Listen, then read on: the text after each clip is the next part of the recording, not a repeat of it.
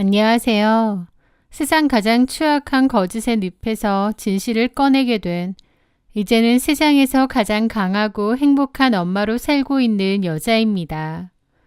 한때는 사랑이라고 믿었던 감정이 얼마나 잔인한 무기가 될 수 있는지, 굳건하다고 믿었던 신뢰가 어떻게 한순간에 무너져 내릴 수 있는지 저는 지난 결혼 생활에서 처절하게 깨달아야만 했습니다. 오늘은 제게 씌워졌던 더러운 누명을 벗고 제 아이와 제 인생을 되찾기까지의 그 시간과 통쾌했던 복수의 순간을 여러분께 들려드리고자 합니다. 전 남편 박민수와 저는 선을 봐서 만나게 되었습니다. 저는 학원을 운영하고 있었고 결혼 생각이 크게 없었는데요. 부모님이 하도 성화여서 나가게 된 자리였죠. 상대 남자는 공기업에 다니고 있는 건실한 청년이고 부모님들도 여유가 있고 좋으신 분들이라고요. 그렇게 등 떠밀려 나가게 된 자리였는데 생각보다 괜찮은 사람이 나왔더라고요. 수더분한 성격이었고 대화도 정말 잘 통했습니다. 민수 씨도 부모님이 빨리 결혼을 하길 원해서 이런 자리에 나왔다고 했어요. 그런데 제가 너무 마음에 들어서 나오길 잘했다고 하더군요. 그 남자와 저는 비슷한 부분이 참 많았습니다. 종종 연락을 하다가 나중에 자연스레 연인 사이가 되었죠. 그 남자는 결혼을 생각하기에 참 괜찮은 사람이었습니다. 안정적인 직업에 차분하면서도 남자다운 성격, 훤칠한 외모까지 크게 부족할 게 없는 그런 사람이었죠.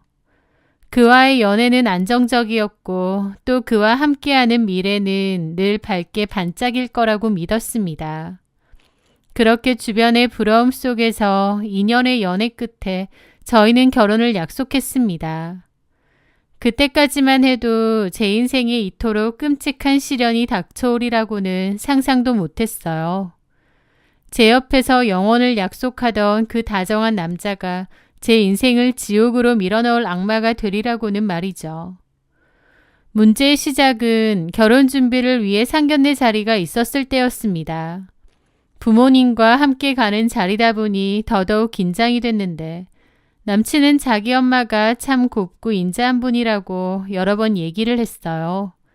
그래서 저도 머릿속에서 남친 어머님에 대한 이미지가 그러했습니다.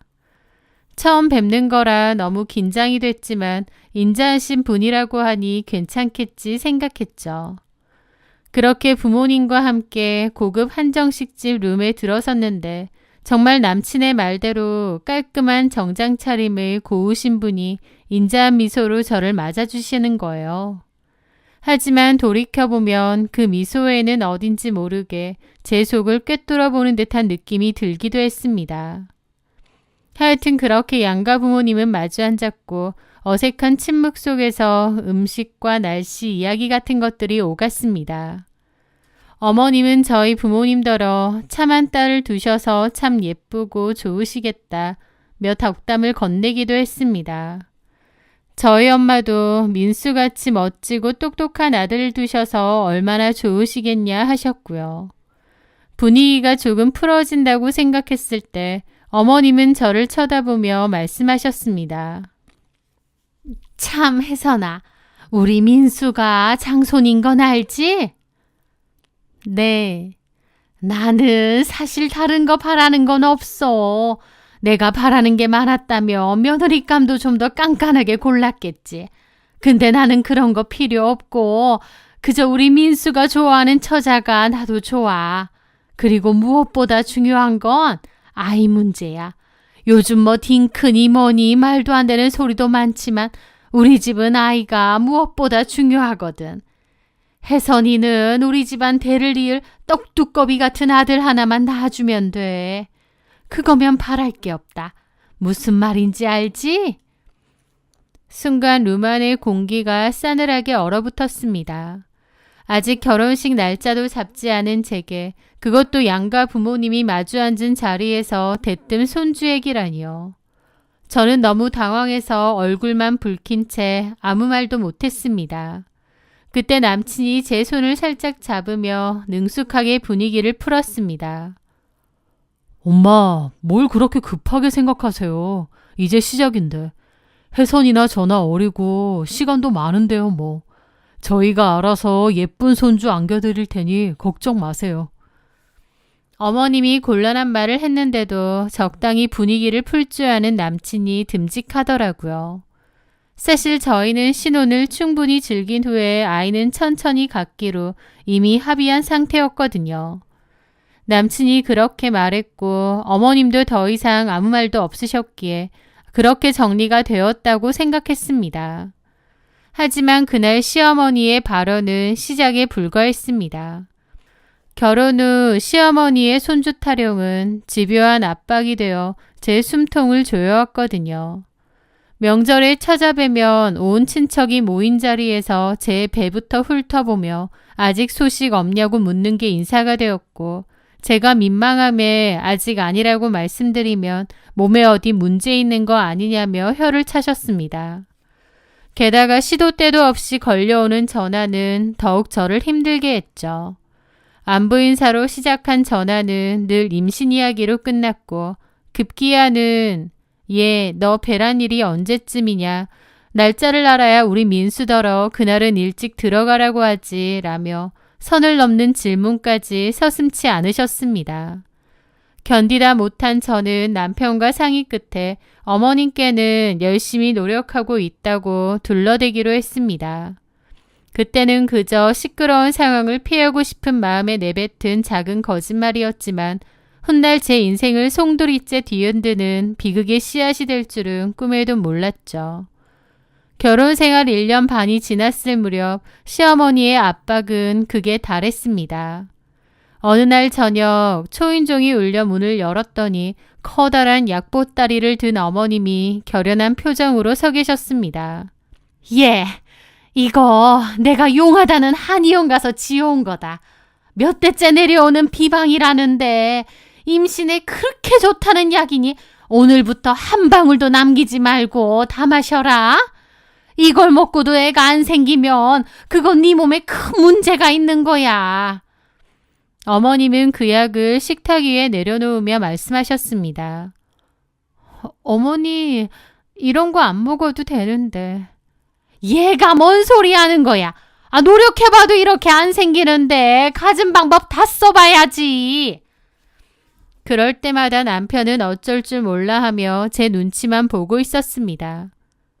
결혼 전에는 먼저 나서서 어머님을 저지시키고 상황을 무마하려고 노력한다고 생각했는데 결혼하고 보니 전혀 아니었죠.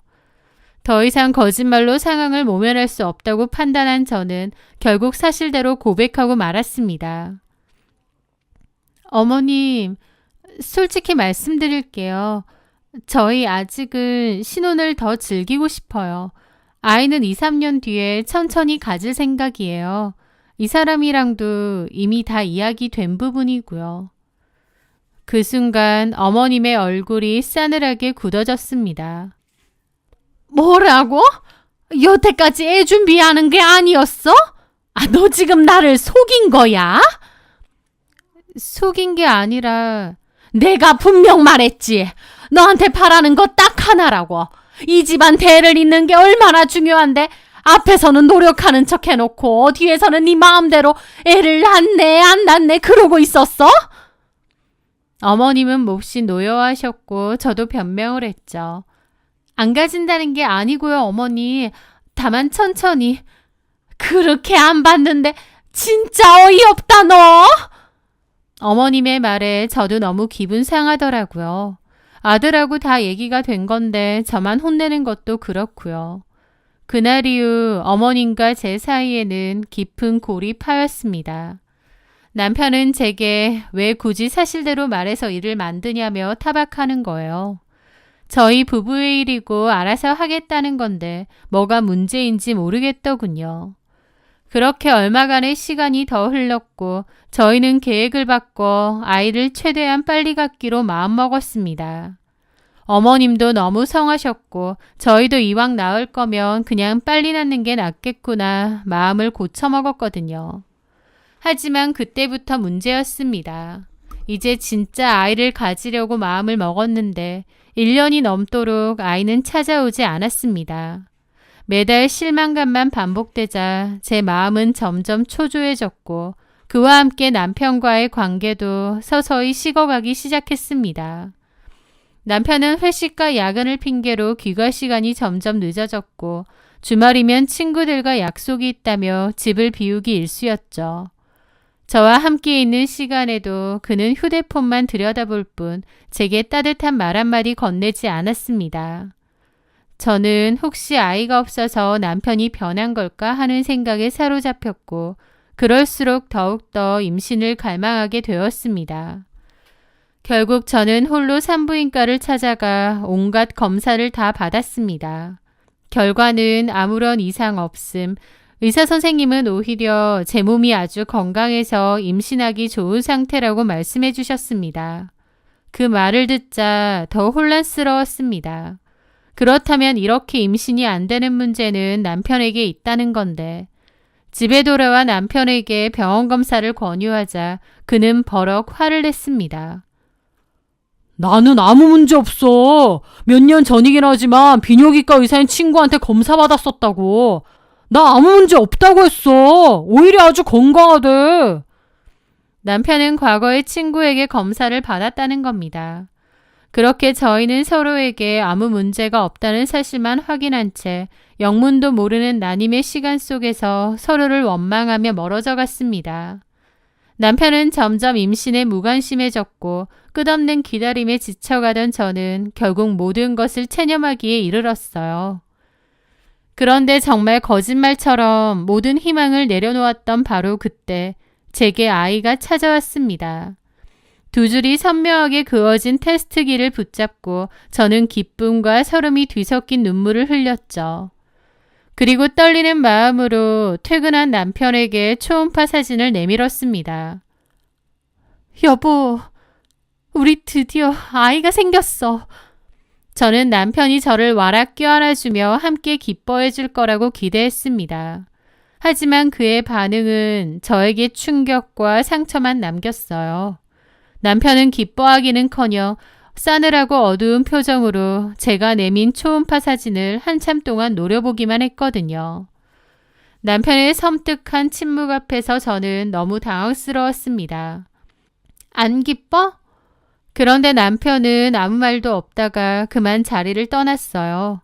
남편의 저 반응이 뭔지 너무 혼란스럽더라고요. 설마 임신되는 걸 원치 않았나 싶기도 하고요. 그런데 다음 날 어머님에게서 전화가 왔습니다. 할 이야기가 있으니 당장 시댁으로 건너오라는 차가운 목소리였죠. 불안한 마음으로 시댁 현관문을 열었는데 저를 기다리고 있던 것은 축하가 아닌 싸늘하다 못해 경멸이 가득한 시댁 식구들의 시선이었습니다. 거실 소파에 앉아 계신 시어머니는 저를 보자마자 다짜고짜 쏘아붙였죠. 너 여기 좀 앉아봐라. 왜 그러세요, 어머니? 어머님은 차갑게 저를 쳐다보시더라고요. 임신했다면서? 아, 네, 어머니. 저는 어머님이 몹시 기뻐하실 줄 알았는데 어머님은 오히려 화가 잔뜩 난 얼굴이었습니다. 너 우리한테 할 얘기 없니? 무슨... 솔직하게 말해라. 그 뱃속에 누구 애니? 네? 저는 제 귀를 의심했습니다. 지금 무슨 말씀을... 시침이 떼지 마라. 우리 민수가 다 얘기했으니까. 뭘 얘기해요? 저는 영문을 몰라 남편을 쳐다봤습니다. 너무 황당한 상황이었죠. 그런데 남편은 제 시선을 피하며 고개를 숙인 채 한숨만 쉬었습니다.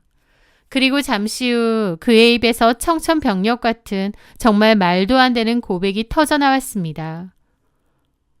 나 사실 무정자증이야. 순간 세상이 멈추는 것 같았습니다. 남편은 떨리는 목소리로 자존심 때문에 차마 그 사실을 말하지 못했다고 했습니다. 그런데 제가 임신했다고 하니 자기가 너무 기가 막히더랍니다. 그의 황당한 고백과 함께 저는 순식간에 남편을 속이고 다른 남자와 외도를 통해 아이까지 임신한 파렴치하고 더러운 여자가 되어 있었어요. 모든 게 다 혼란스러웠죠. 무정자증이면서 왜 나한테 솔직히 말하지 않은 건지, 그리고 뱃속의 아이는 당연히 남편의 아이였습니다. 저는 하늘에 맹세코 남편을 속이거나 외도를 저지른 적이 없습니다. 그건 말도 안 됐죠. 그러니까 제 뱃속의 아이는 남편의 아이가 아닐 수가 없었습니다. 그런데 남편은 저에게 자기가 사실은 무정자증이라고 말하는 거예요. 너무 어이가 없고 이 상황이 이해가 안 되니 머릿속이 새하얗게 변하더라고요. 제가 어리 빠져 있으니 남편은 자신의 주장을 증명이라도 하려는 듯 비장한 표정으로 휴대폰을 꺼내들었습니다. 그리고는 비뇨기과 의사라는 친구에게 스피커폰으로 전화를 걸었죠. 야, 나 민수인데 너한테 확인해야 할 게 있어서. 우리 부모님이랑 내 아내도 같이 듣고 있어. 저는 그 연극 같은 상황 속에서 도대체 무슨 말이 나올지 몰라 마른 침만 삼켰습니다. 너 저번에 내가 병원 갔을 때 내 몸에 문제 있다고 했었지. 그냥 사실대로 말해주면 돼. 나 무정자증이라고 진단했었지. 그거 사실 맞지? 무정자증. 그 단어가 스피커를 통해 제 귀에 박히는 순간 세상의 모든 소리가 사라지는 것 같더라고요. 어? 민수야, 이건 민감한 의료 정보인데 환자 본인이 네가 가족들 앞에 확인해달라니 말하지만 진단 결과상으론 그게 맞아. 근데 민수야, 내가 그때도 신신당부했잖아. 아주 드물지만 자연 임신되는 사례들이 있긴 하다고. 의학적으로 100% 자연 임신이 불가능한 건 아니니까. 바로 그때였습니다. 친구의 말이 채 끝나기도 전에 남편은 알겠다며 전화를 끊었습니다. 전화가 끊기고 거실에는 숨막히는 정적이 흘렀습니다.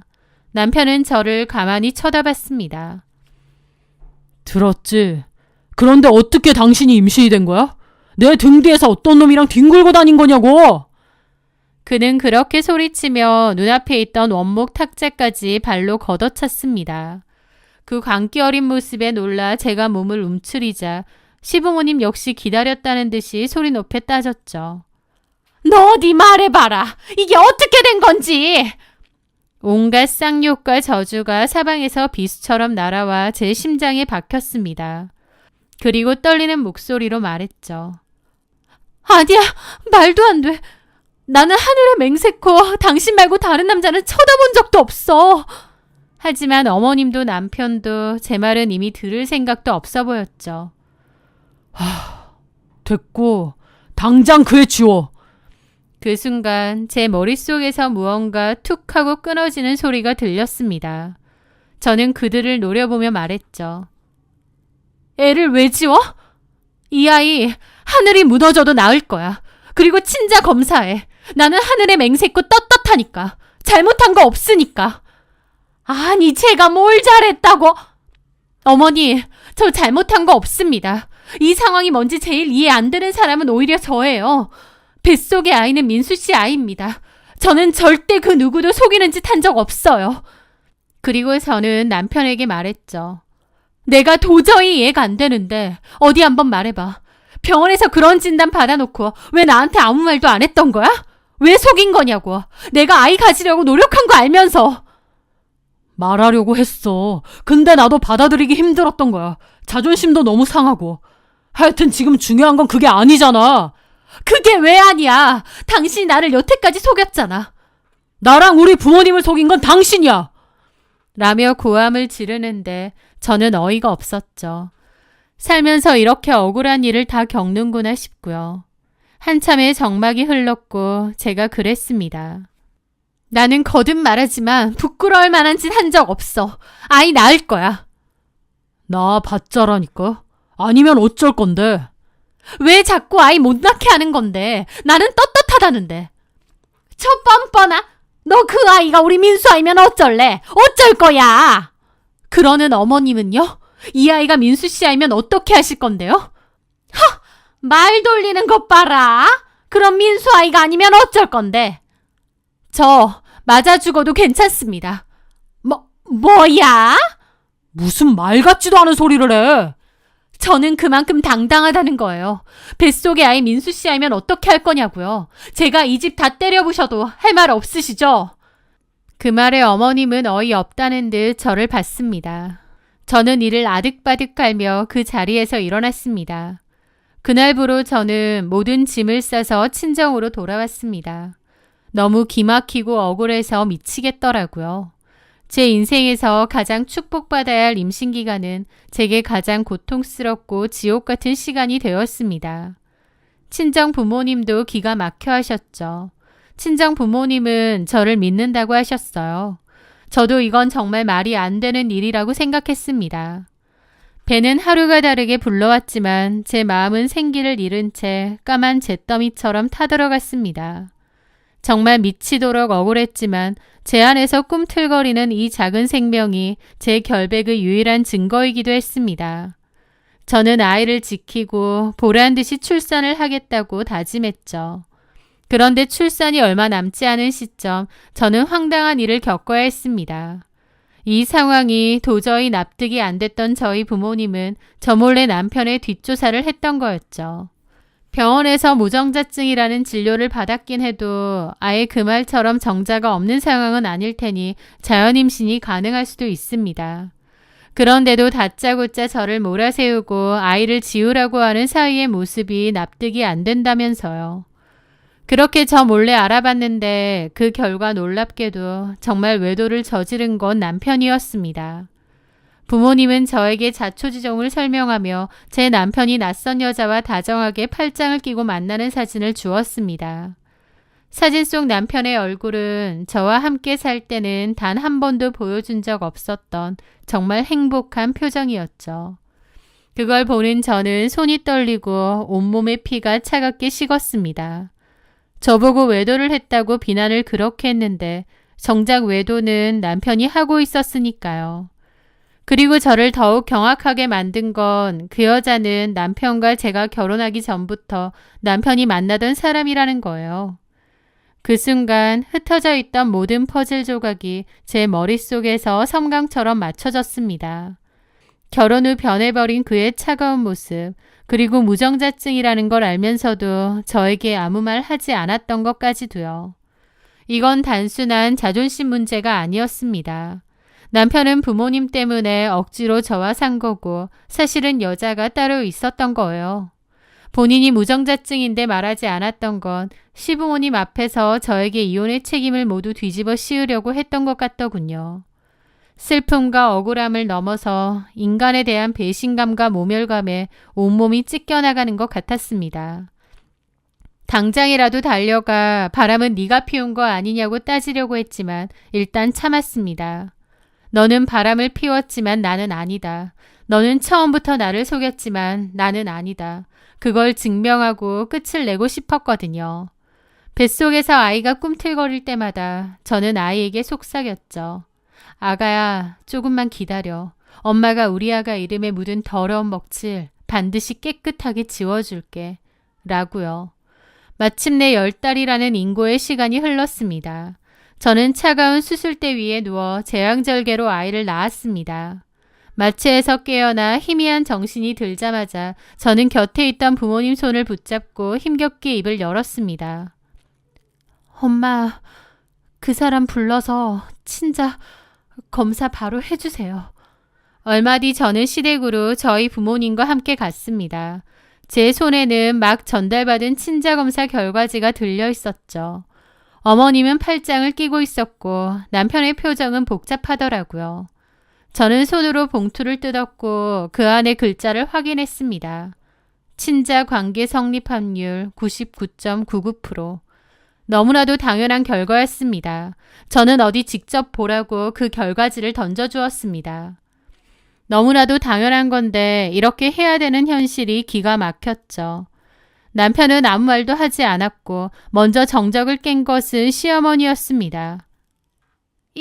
이게 뭐냐? 뭐긴 뭐예요? 이제 아시겠어요? 제대로 한 거 맞아? 저는 그 발악에 코웃음을 치며 차갑게 말했습니다. 이 정도면 믿기 싫은 거 아니세요?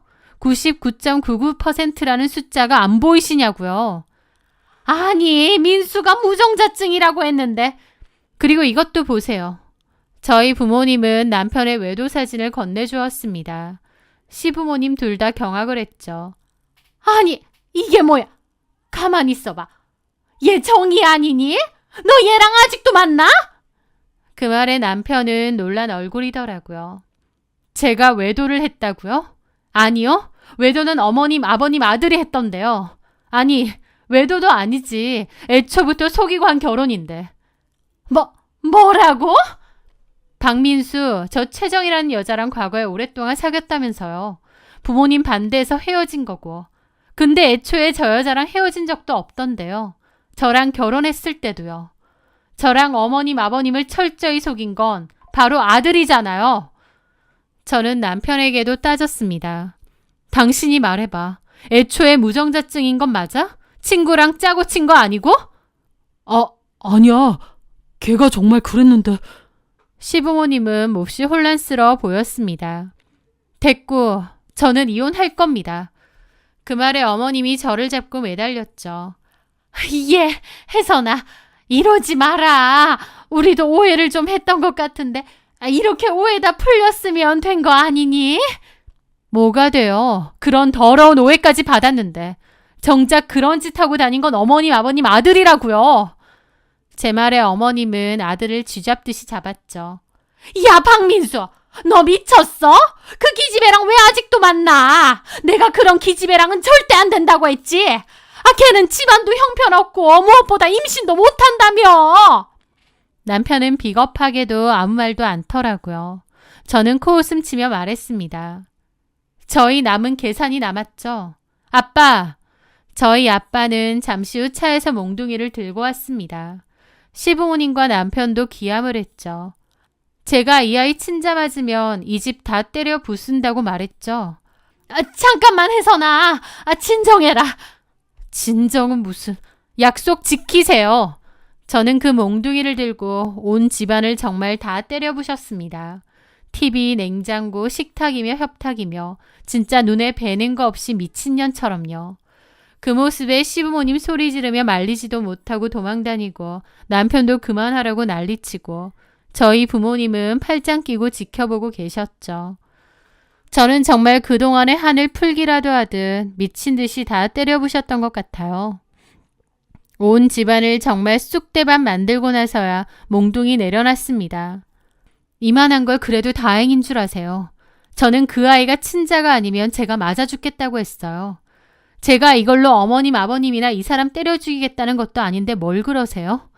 그동안 제가 받았던 그 더러운 오해에 비하면 이깟 물건 좀 부서지는 거 아무것도 아니죠. 시부모님 경악하고 저를 쳐다보더라고요. 제가 진짜 미쳤구나 싶은 눈길로요. 저는 남편에게 말했습니다. 이혼해 줄 테니까 그 여자랑 살아. 너나 그 여자나 위자료 제대로 물 생각하고.